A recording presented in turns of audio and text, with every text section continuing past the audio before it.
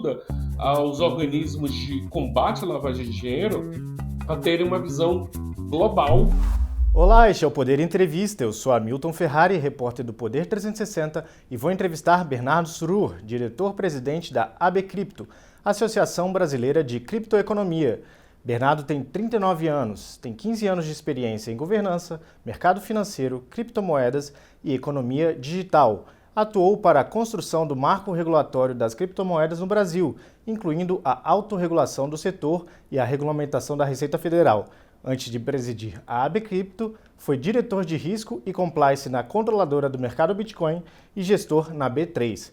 Bernardo, obrigado por ter aceitado o convite. Muito obrigado, é um prazer estar aqui contigo. Agradeço também a todos os web espectadores que assistem a esse programa. Essa entrevista está sendo gravada no estúdio do Poder 360 por videoconferência em Brasília, em 18 de novembro de 2025. Para ficar sempre bem informado, inscreva-se no canal do Poder 360, ative as notificações e não perca nenhuma informação relevante. Eu começo perguntando, o Bitcoin zerou os ganhos de 2025 em menos de 2 meses. Como a AB Cripto avalia a atual fase de volatilidade do Bitcoin? Bom, Bitcoin sempre quando sobe ou sempre quando cai sempre motivos, né, para a gente entender qual que é o cenário, né? Bom, veja, o processo que é dado, o Bitcoin é um ativo volátil, né? Ou seja, o preço dele é dado a mercado, justamente lastreado em sua confiança e na sua tecnologia. Recentemente passamos por um processo de valorização muito intensa do Bitcoin, né? Nós estamos falando aí desde 2023, mais ou menos, um processo que começou em 2023, e agora nós observamos esse processo que nós chamamos de correção, né? São processos normais de correção que ocorrem em todos os ciclos. Veja que isso não é específico do Bitcoin, né? Isso nós temos em outras classes de ativos, como ações, né? Como opções, enfim, e vários tipos que nós chamamos de renda variável, né? E aqui o Bitcoin ele também não tá imune a esse tipo de ação, que é o que nós chamamos do mercado de correção. Quando a gente olha o momento econômico, né, da qual nós vivíamos até um pouco antes, que ajudou a acelerar muito aqui a valorização do Bitcoin, justamente que víamos num cenário onde nós tínhamos uma economia mundial muito bem estabelecida no sentido de previsão, né? Então nós tínhamos uma previsão muito positiva em relação à redução de taxas de juros, a controle de inflação no mundo.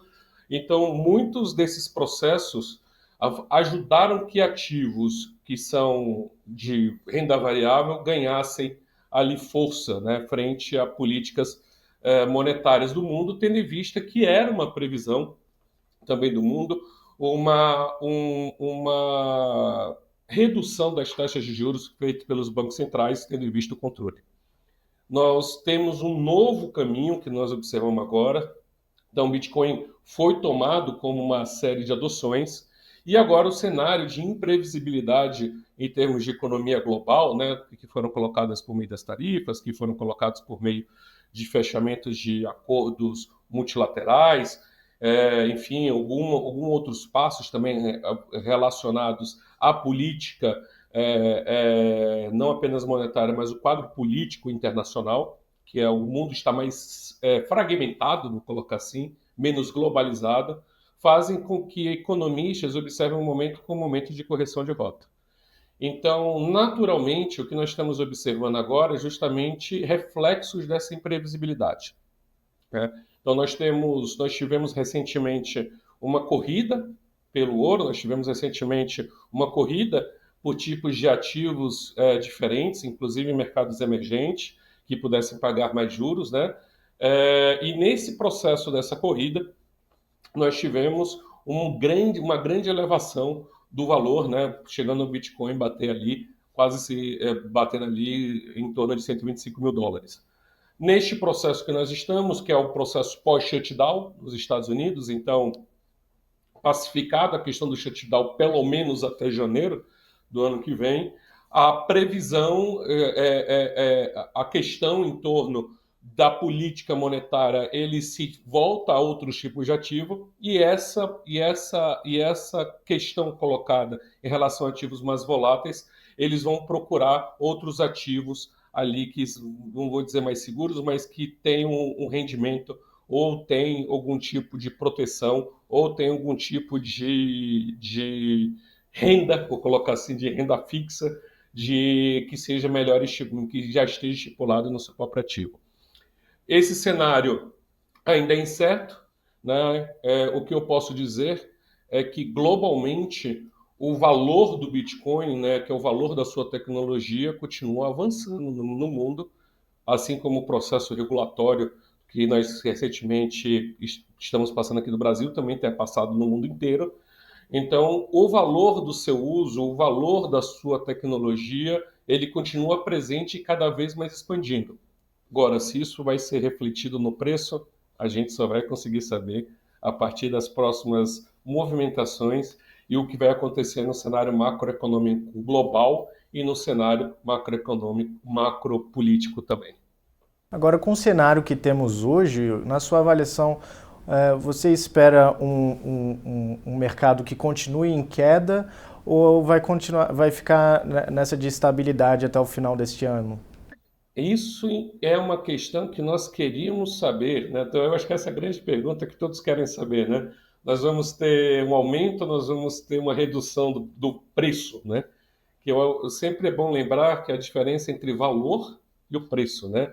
Nem sempre o valor ele acompanha o preço e nem sempre o preço acompanha o valor, né? Então, o que nós tínhamos no início do ano, justamente, nem digo muito tempo, estou falando agora de agosto, várias casas que tentam buscar o preço justo, né, pelo determinado ativo, estavam precificando em torno de US$ 170 mil, US$ 180 mil o Bitcoin até o final do ano. Mas nesse momento nós temos um momento de correção. Então é muito difícil a gente fazer algum tipo de previsão quanto isso vai atrair mais gente, vai atrair menos gente, ou isso vai subir o valor em pouco tempo, isso vai diminuir. Isso a gente não consegue metrificar no curto prazo. Mas o que nós vemos em relação ao uso do Bitcoin e da sua tecnologia como base tem sido cada vez mais exponencial. Então, nós temos um marco regulatório nos Estados Unidos que permite a emissão de stablecoins, né, que traz uma grande segurança jurídica. Temos na Europa todo o encadeamento regulatório voltado à criptoeconomia na Europa. Temos aqui no Brasil, que é o maior polo da América Latina, criando regras específicas sobre o mercado. Então, num cenário global, o que nós vemos é um uso amplo da tecnologia e que nós vemos, com isso, um grande valor agregado, né? Tanto que, recentemente, a gente teve o que a gente considera de uma explosão de stablecoins no mundo. Não que isso fosse uma surpresa, mas foi muito motivado também pelo cenário regulatório. Agora, quanto ao uso do Bitcoin, né, o que nós vemos é que não só os bancos, não só fundos, não só tesourarias de empresas, e assim como também pessoas físicas têm realizado compras e acúmulos de Bitcoin, mas também vemos bancos centrais se posicionando em relação a isso. Inclusive, um banco central, se eu não me engano, agora não vou. Eu sempre confundo Estônia com outro país, também realizando, faz parte da União Europeia, sempre que está mais à frente nesse sentido, realizando a primeira compra para compor sua reserva de teste. Então, veja que não é só o mercado privado, não são só as famílias, não são só as pessoas que estão fazendo compra, mas agora também estados, inclusive com Estados Unidos, entesourando bitcoins que foram apreendidos, ou seja, eles não estão vendendo, estão entesourando esses bitcoins em seus programas de reserva. Então, veja, o processo que isso tem criado, essa onda que tem criado, de fato, tem trazido muito valor agregado. Então, o grande questionamento que se tem é se o preço vai acompanhar esse valor agregado, ou se isso é uma coisa momentânea que nós estamos vivendo, de curto prazo, ou isso é uma correção mais forte. Eu costumo dizer, e aí eu coloco isso como uma posição muito clara, o Bitcoin, quando a gente olha no curto prazo, de fato, ele tem diversas vezes correção, mas se nós puxarmos a lupa para trás, essa lupa é sempre uma crescente, né? Então, por mais que no curto prazo existam processos de correção, por mais que no curto prazo existem processos que fazem a sua desvalorização, esse processo é momentâneo, né? Então, esse processo não é um processo de longo prazo, porque o de longo prazo ele persiste nesse processo de elevação contínua. E veja que aqui coloca um grande diferencial quando a gente fala do Bitcoin em si. O mundo, na sua busca pelo ouro, que nós tivemos recentemente, né, inclusive com a cotação do ouro batendo recordes, nós tivemos a mesma busca pelo Bitcoin, justamente por ele ter sido considerado, nesse momento, um ativo que poderia ser comparado ao ouro. Só que o seu poder de fragmentação e o seu poder de liquidação é mais alto do que o ouro. Isso facilita com que as reservas sejam feitas mais rápidos, sejam executadas mais rápidos do que o ouro. Então, de fato, que a gente vê economicamente é uma possibilidade de continuar a valorização e a gente espera que sim, o preço acompanhe esse uso que está sendo de forma global e agora, inclusive, pelos estados e nações. Uma correção mais forte aí do mercado pode dar início a um bear market, né, que é aquela tal queda prolongada e de nível relevante no mercado de Bitcoin e criptomoedas? Sem dúvida, né? Esse é um cenário que é colocado não só no mercado cripto, mas em todos os mercados, inclusive no mercado tradicional de capitais. Né? Imprevisibilidades econômicas, né? Tudo que o mercado não gosta, tudo que investidores não gostam são imprevisibilidades econômicas, né? Seja bom, seja ruim, eu quero ter previsibilidade para poder me preparar para isso. E hoje nós vivemos um cenário de imprevisibilidade macroeconômica quase que globalizada. Isso faz com que, de fato, mercados sofram. E veja que não é só o mercado cripto, né? A gente está falando de mercados no sentido também de mercado de capitais.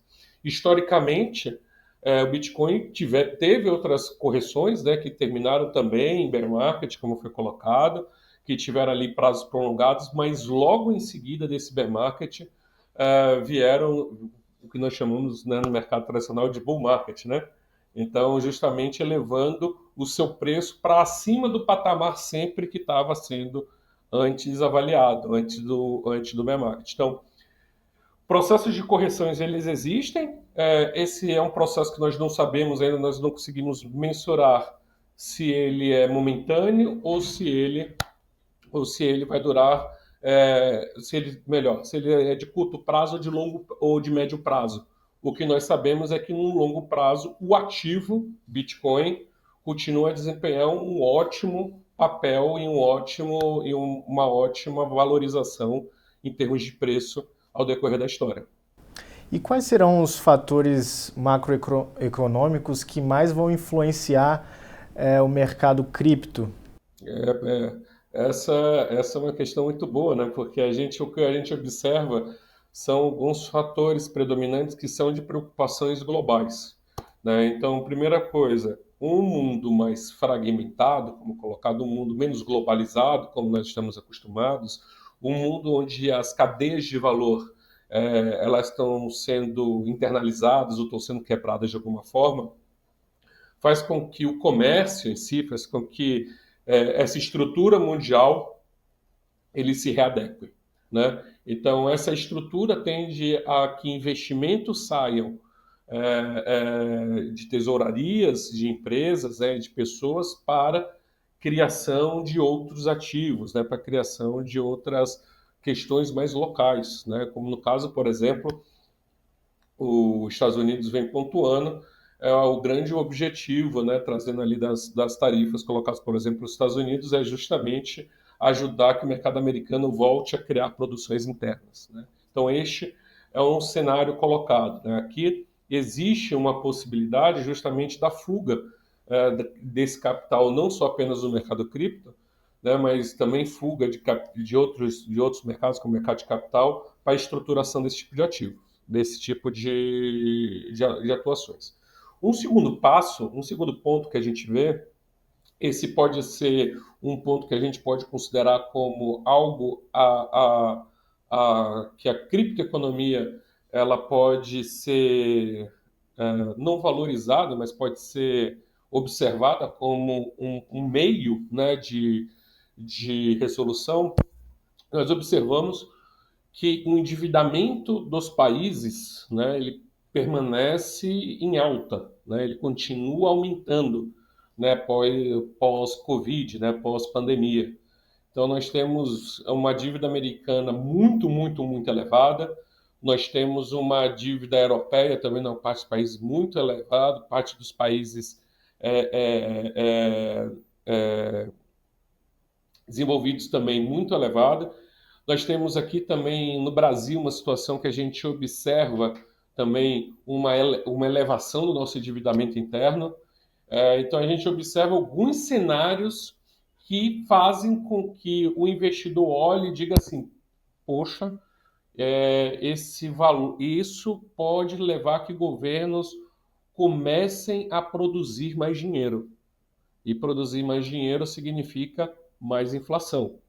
Mais inflação significa busca de ativos mais estáveis ou de reserva de valor. Então, como colocado ali pelo ouro, o Bitcoin, por exemplo, ou criptomoedas nesse sentido, ele ajuda, né? Ele é visto como um ativo que pode ajudar nessa proteção de reservas. Uma outra questão que a gente observa, até questão relacionada muito à fragmentação colocado muito a isso, a questão de fragmentação geopolítica e econômica, o que nós temos é que as barreiras, né, comerciais tornem mais difícil o trânsito de moedas entre elas, né, até por causa da questão tarifária, da questão de barreiras, fazendo com que o custo do próprio dinheiro se eleve. O que isso quer dizer, né? Quer dizer que entre a compra, a entrega e o pagamento, o custo desse dinheiro pode ficar mais alto para poder fazer isso. Então, naturalmente, a criptoeconomia nasce também com o objetivo de ajudar que isso se torne mais rápido, se torne instantâneo, em nível global. Então, esses fatores, quando a gente coloca, quando a gente observa também a possibilidade não só do endividamento dos países, mas endividamento das próprias pessoas, né, que estão suscetíveis a taxas de juros mais altas, isso propicia justamente uma possibilidade de olhar a criptoeconomia ou de olhar Bitcoin, de olhar stablecoins como uma excelente alternativa. Então, quando nós vemos esse cenário global, esses cenários levam a possibilidade, né, da criptoeconomia e seus diversos tipos de ativo a se tornarem com maior valor agregado do que ativos tradicionais. Essa é a visão que nós temos aqui, pelo menos em termos de visão de médio e longo prazo.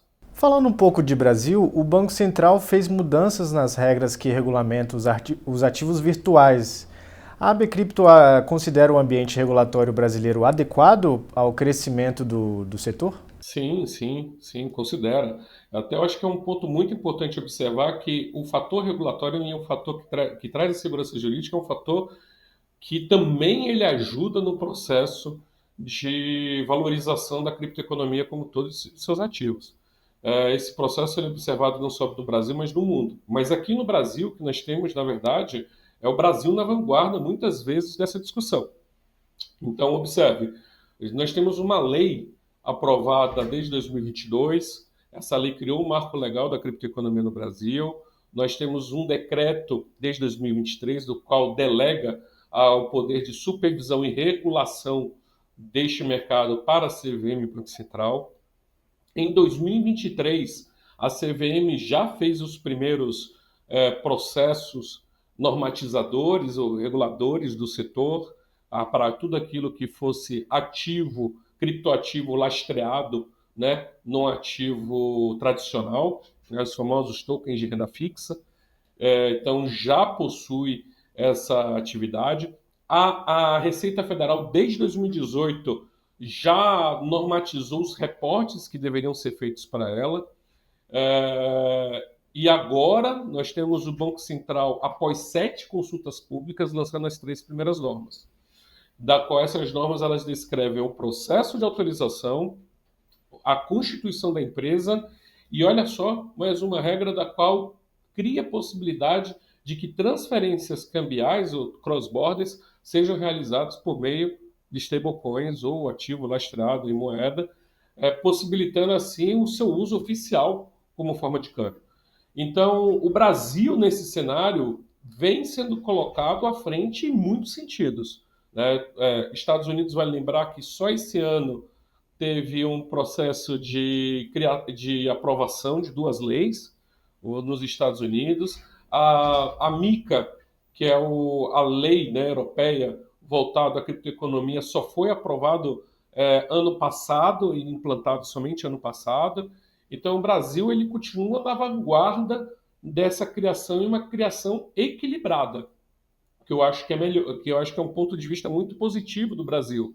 O Brasil nunca se opôs de nenhuma forma à criptoeconomia. De uma certa forma, ele tem olhado a criptoeconomia e vendo como uma possibilidade de uso, como ferramenta, como processo que pode ajudar o mercado financeiro e o mercado de capitais a se tornar mais aberto, mais democrático e melhorar o seu uso. Né? Veja a iniciativa até recente do Banco Central, né, que teve por 2 anos, da tentativa de criação de real digital também, tentando utilizar a tecnologia para seu uso. Então, nós temos um cenário posto e colocado muito positivo aqui no Brasil. E o Brasil agora, nós temos as 3 primeiras regulações colocadas, que começam a valer a partir de fevereiro, né, onde as empresas que já estão estabelecidas e já estão operacionais no Brasil têm até novembro do ano que vem para poder apresentar o seu pedido frente ao Banco Central. Então, num cenário global, o Brasil sempre esteve na vanguarda desse sentido, desse lado de trazer mais segurança jurídica, e o Brasil continua nesse processo. Esse processo ainda não finalizou, ainda temos outras normas para sair, ainda temos novas adequações que serão realizadas, mas sim, estamos bem avançados quanto a isso. Na sua avaliação, as empresas que atuam no setor brasileiro, todas estarão adequadas em novembro do próximo ano às novas regras? Essa é a grande expectativa que nós temos, né? Veja que existe uma diferença entre se preparar para a consulta pública e se preparar para a norma, né? Eu acho que aqui é um ponto muito importante que a gente sempre observa, existe essa diferença entre as duas, né? A consulta pública é aquele momento que o regulador coloca as normas, a proposta de norma, mas ela não significa que é a norma final.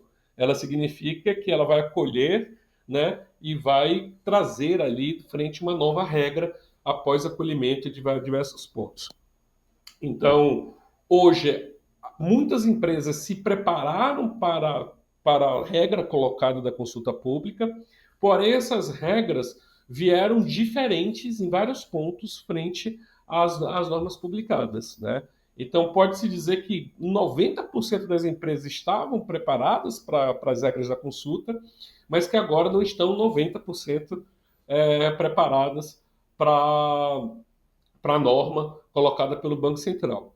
Quais são os grandes pontos que chamam muito a atenção, né? Que aí se coloca, né? Que vai precisar de adequação daqui até lá, né? O primeiro ponto principal, da qual a gente está falando de capital mínimo, capital social mínimo exigido. A norma, ela veio na consulta pública, as empresas teriam entre 1 milhão e 5 milhões de capital social mínimo previsto, né? Durante a publicação da nova regra, da mesma regra relacionada, esse aumento saiu de 1 para 11 e 37 milhões. Então, um valor muito superior ao que já estava esperado, né? Estamos falando de aumento de capital de 11 vezes, de 11 a 7 vezes maior.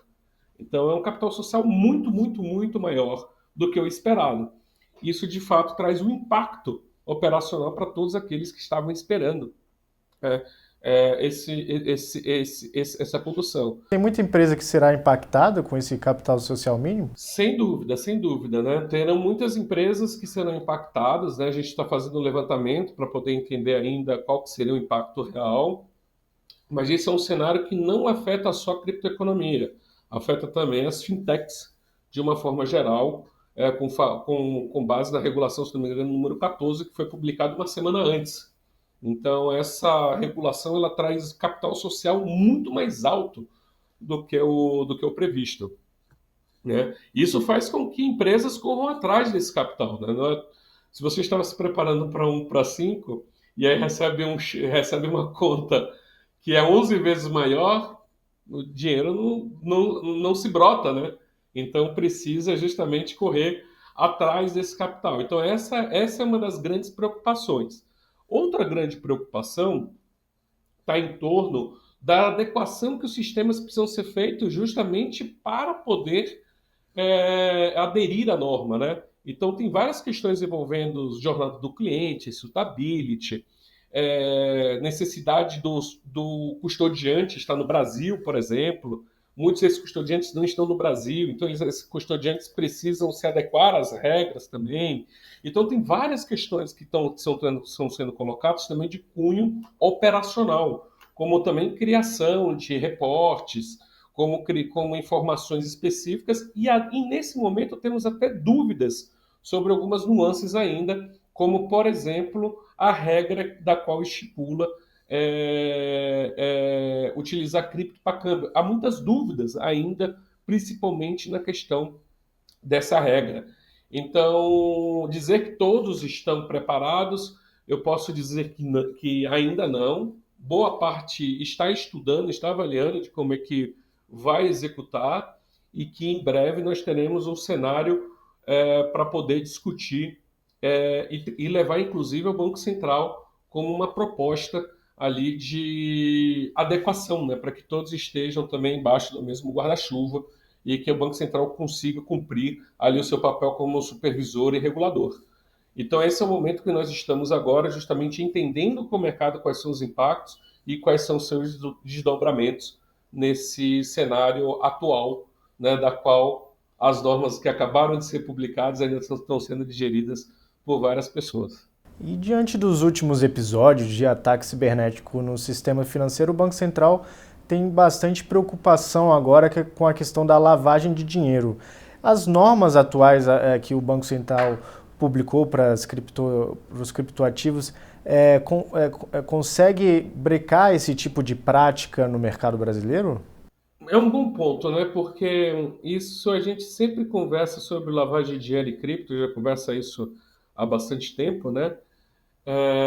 Eu acredito que os últimos hackings, né, a certas instituições que fazem parte do sistema financeiro nacional trouxeram um ar de insegurança para o cenário como um todo, né?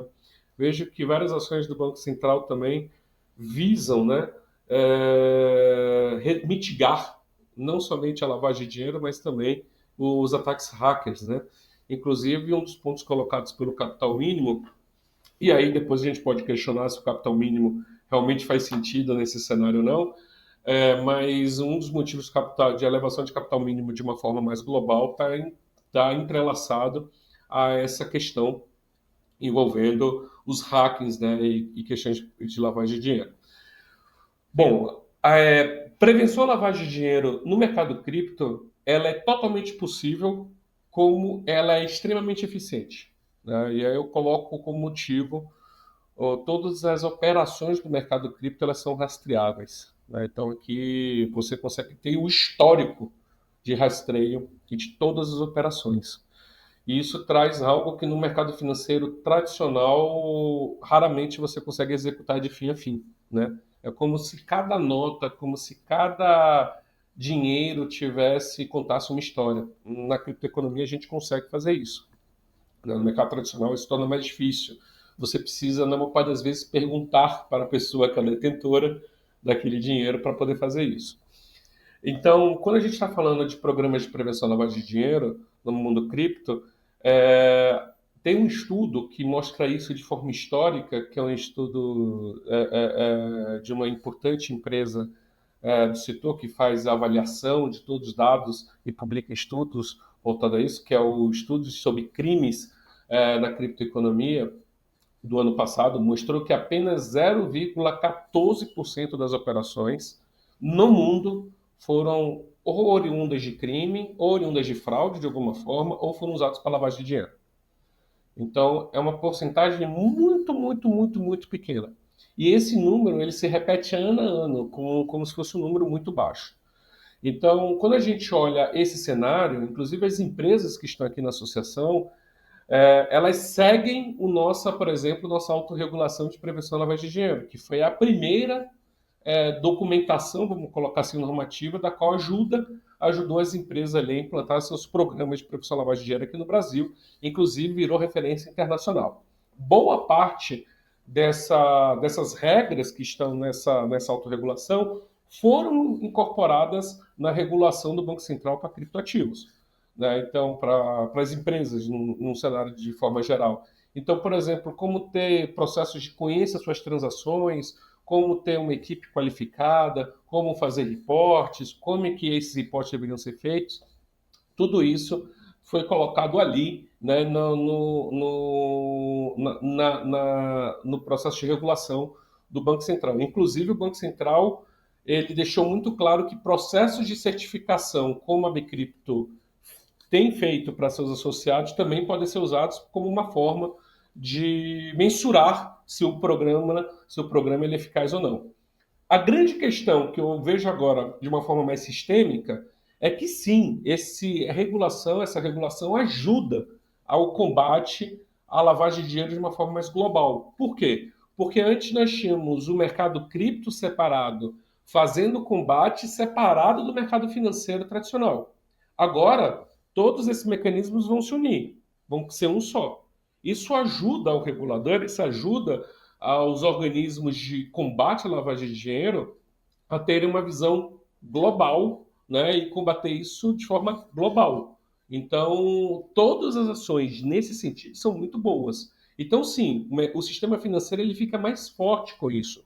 O sistema financeiro ele vai ficar mais robusto com isso, tendo essa centralização e tendo essa conexão de todo o ecossistema. E a tributação atual dos criptoativos no Brasil é adequada ou vai precisar de ajuste? Como a taxação influencia o comportamento dos investidores de longo prazo, por exemplo? Tributação no Brasil, né? Sempre um tema é sempre um tema que vira e mexe a gente está enfrentando, né?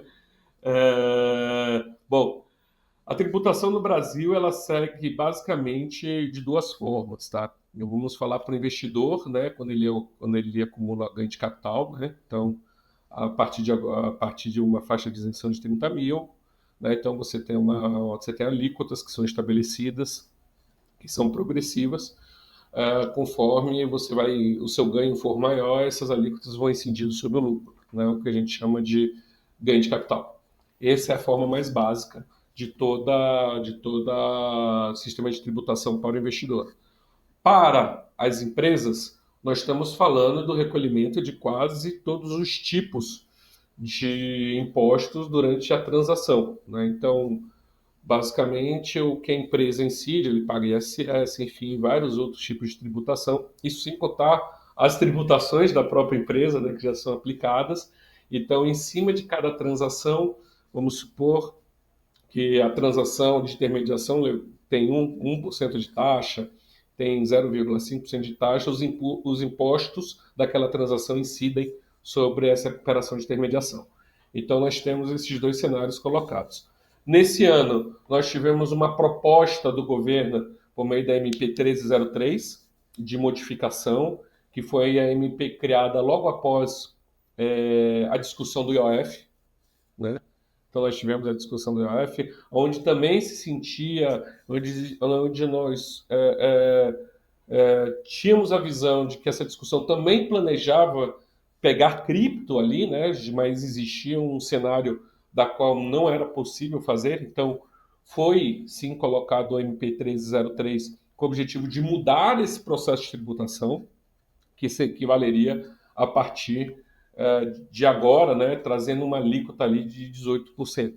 Né? Essa foi uma alíquota flat de 18% para todos.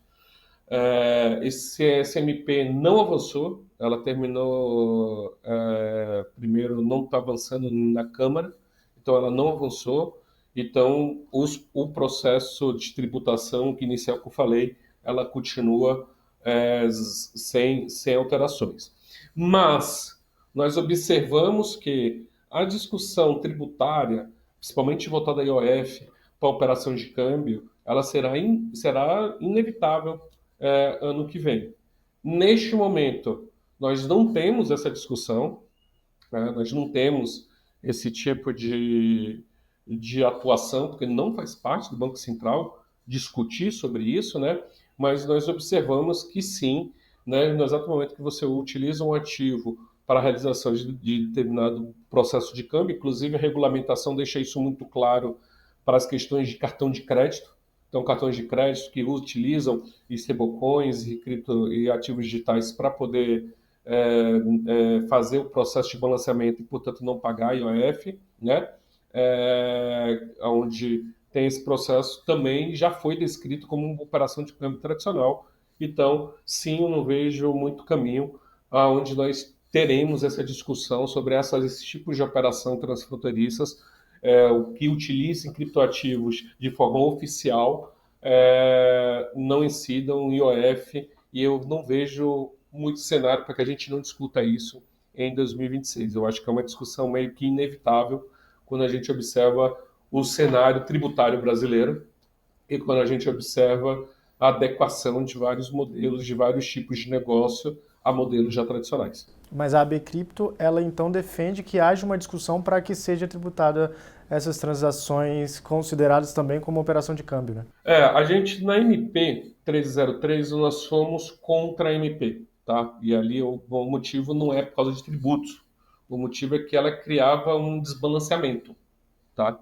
Então o nosso desbalanceamento que nós observamos fazer na MP, nós observamos que o mercado de capitais, por exemplo, de fundos que são lastreados em cripto, eles teriam, vamos dizer assim, vantagem competitiva tributária em relação ao mercado cripto tradicional, né? O mercado de cripto de compra e venda, o mercado spot.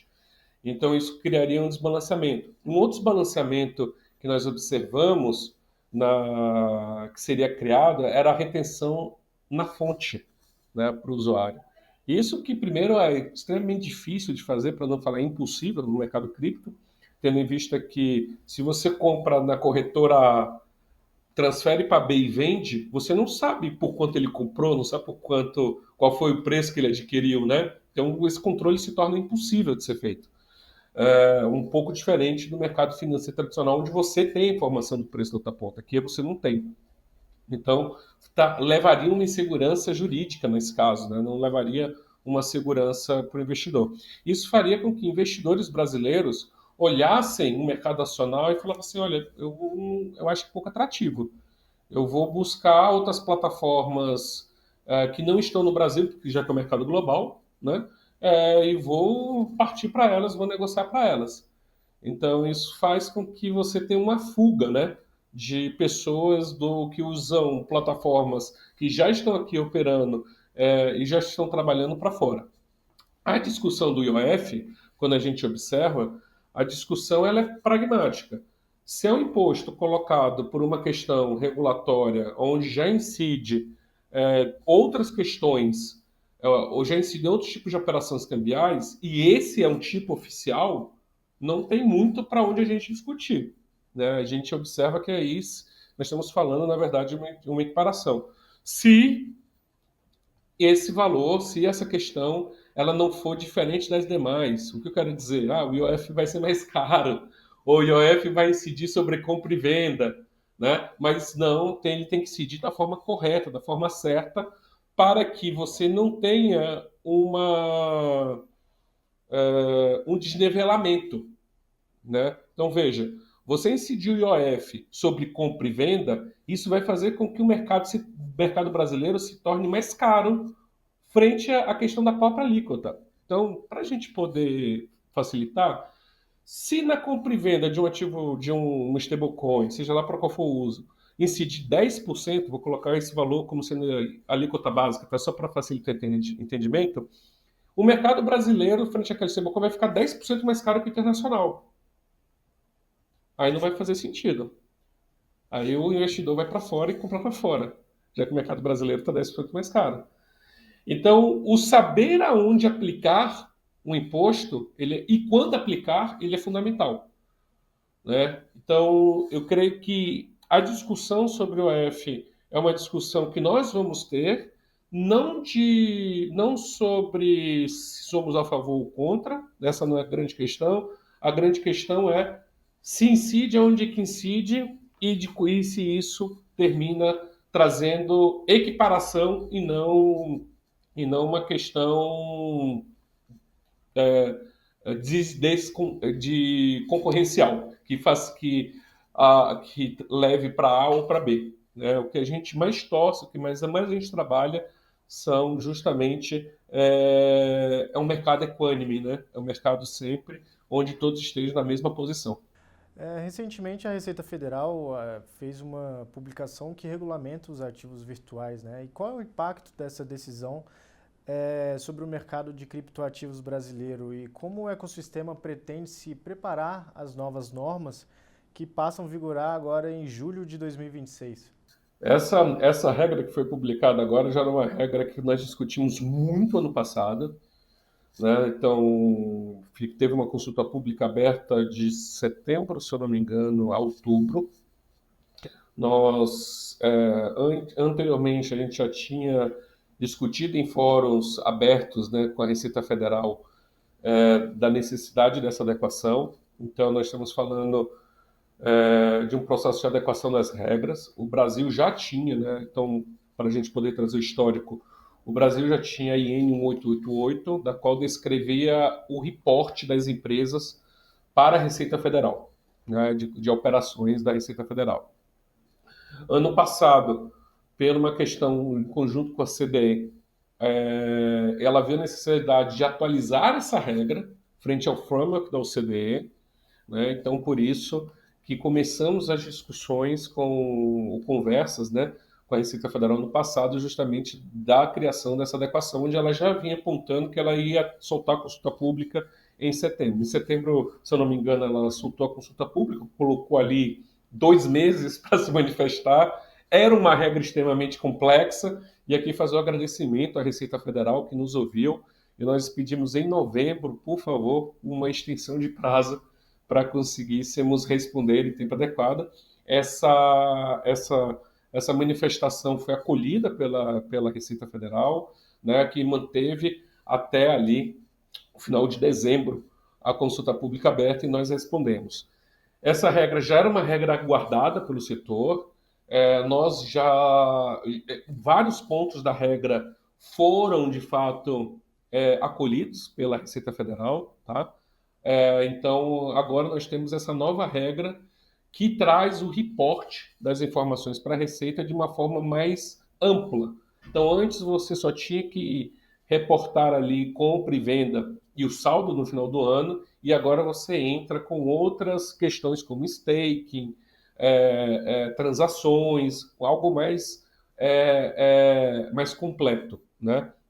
Vejo que o prazo, até nessa questão também a Receita Federal acolheu o nosso pedido, frente que muitas empresas terão que adequar os seus sistemas ao novo formato de reporte. A própria Receita também precisa adequar o seu sistema, que hoje é feito pelo ECAC, né? Então, essa transferência que é feita traz ali um processo que precisa de adequação tecnológica, e trouxe ali para julho, que foi mais um pedido nosso de, no mínimo, 6 meses. Então, para a gente poder adequar. Então, eu vejo que a norma ela traz mais transparência para o poder público, traz mais transparência para as autoridades, e ela vem nesse processo justamente de mais informações, de mais pedidos. Era uma norma esperada, todos já estavam preparando, né? Agora o mercado trabalha em cima dos layouts de informações que serão encaminhados, e é uma norma que, na verdade, ela já existe desde 2018, e agora foi atualizada com mais informações e com mais diálogo também por parte da Receita Federal. E isso vai trazer também uma complementação aos informes e novos relatórios pedidos também pelo Banco Central. veja que cada vez mais nós estamos conectados no mercado financeiro tradicional, incluindo os tipos de reportes também. E chega ao final essa edição do Poder Entrevista. Em nome do jornal digital Poder 360, eu agradeço a Bernardo Surur pela participação. Muito obrigado, meu amigo. Eu também agradeço demais. Conte comigo com a Bcrypto sempre no que vocês precisarem. E agradeço também a todos os web espectadores que assistiram a esse programa. Essa entrevista foi gravada no estúdio do Poder 360, em Brasília, em 18 de novembro de 2025. Para ficar sempre bem informado, inscreva-se no canal do Poder 360, ative as notificações e não perca nenhuma informação relevante. Muito obrigado e até a próxima!